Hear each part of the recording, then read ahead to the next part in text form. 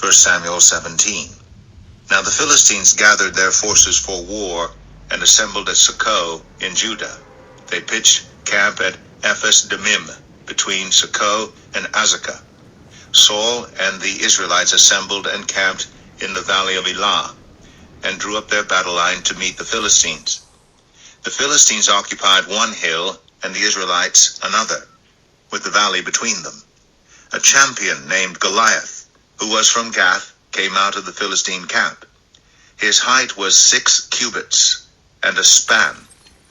He had a bronze helmet on his head and wore a coat of scale armor of bronze weighing 5,000 shekels. On his legs he wore bronze greaves, and a bronze javelin was slung on his back. His spear shaft was like a weaver's rod, and its iron point weighed 600 shekels. His shield bearer went ahead of him. Goliath stood and shouted to the ranks of Israel, "Why do you come out and line up for battle? Am I not a Philistine? And are you not the servants of Saul? Choose a man and have him come down to me. If he is able to fight and kill me, we will become your subjects. But if I overcome him and kill him, you will become our subjects and serve us." Then the Philistines said, "This day I defy the armies of Israel. Give me a man and let us fight each other." On hearing the Philistines' words, Saul and all the Israelites were dismayed and terrified. Now David was the son of an Ephrathite named Jesse, who was from Bethlehem in Judah. Jesse had 8 sons, and in Saul's time he was very old. Jesse's 3 oldest sons had followed Saul to the war. The firstborn was Eliab, the second Abinadab, and the third Shammah. David was the youngest. The 3 oldest followed Saul, but David went back and forth from Saul to tend his father's sheep at Bethlehem. For 40 days the Philistine came forward every morning and evening and took his stand. Now Jesse said to his son David, "Take this ephah of roasted grain and these 10 loaves of bread for your brothers, and hurry to their camp. Take along these 10 cheeses to the commander of their unit. See how your brothers are, and bring back some assurance from them. They are with Saul and all the men of Israel in the valley of Elah, fighting against the Philistines." Early in the morning, David left the flock in the care of a shepherd, loaded up, and set out as Jesse had directed. He reached the camp as the army was going out to its battle positions, shouting the war cry. Israel and the Philistines were drawing up their lines facing each other. David left his things with the keeper of supplies, ran to the battle lines, and asked his brothers how they were. As he was talking with them, Goliath, the Philistine champion from Gath, stepped out from his lines and shouted his usual defiance, and David heard it. Whenever the Israelites saw the man, they all fled from him in great fear. Now the Israelites had been saying, "Do you see how this man keeps coming out? He comes out to defy Israel. The king will give great wealth to the man who kills him. He will also give him his daughter in marriage, and will exempt his family from taxes in Israel."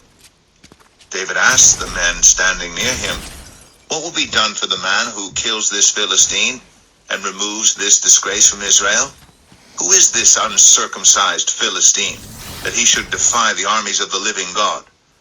They repeated to him what they had been saying and told him, "This is what will be done for the man who kills him."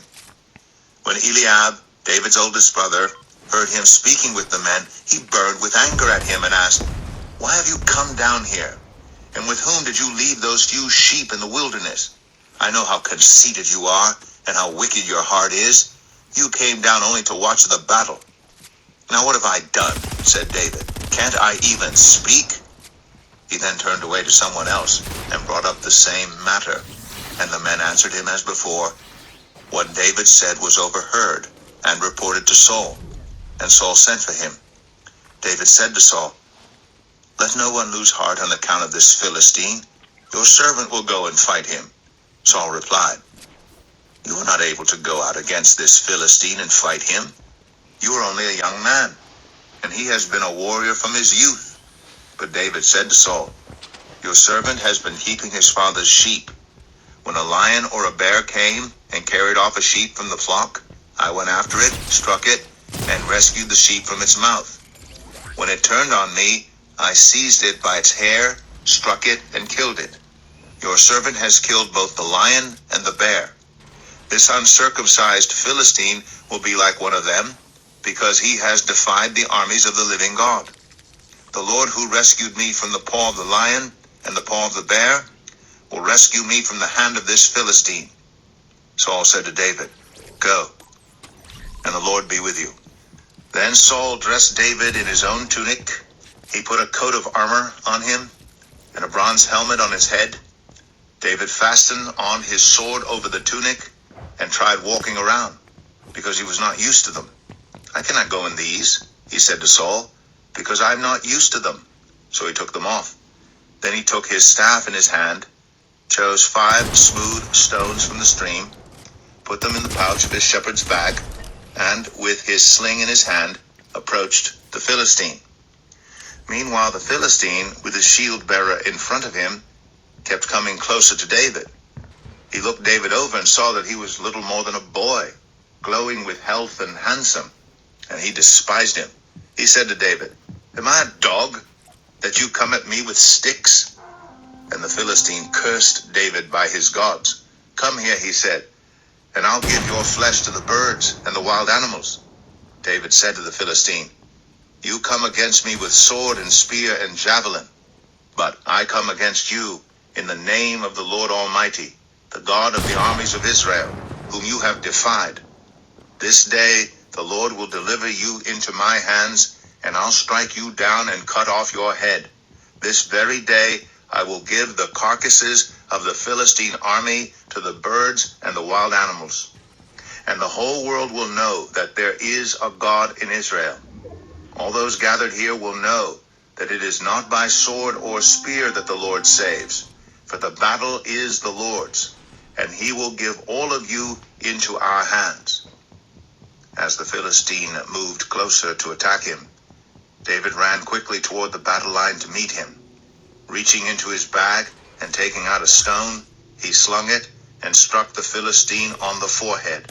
The stone sank into his forehead, and he fell face down on the ground.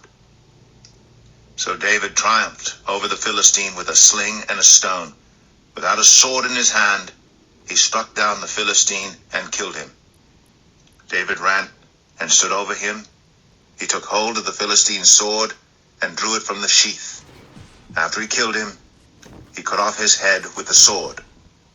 When the Philistines saw that their hero was dead, they turned and ran. Then the men of Israel and Judah surged forward with a shout and pursued the Philistines to the entrance of Gath and to the gates of Ekron. Their dead were strewn along the Sharaim road to Gath and Ekron. When the Israelites returned from chasing the Philistines, they plundered their camp. David took the Philistines' head and brought it to Jerusalem. He put the Philistines' weapons in his own tent. As Saul watched David going out to meet the Philistine, he said to Abner, commander of the army, "Abner, whose son is that young man?" Abner replied, "As surely as you live, your majesty, I don't know." The king said, "Find out whose son this young man is." As soon as David returned from killing the Philistine, Abner took him and brought him before Saul, with David still holding the Philistine's head. "Whose son are you, young man?" Saul asked him. David said, "I am the son of your servant Jesse of Bethlehem."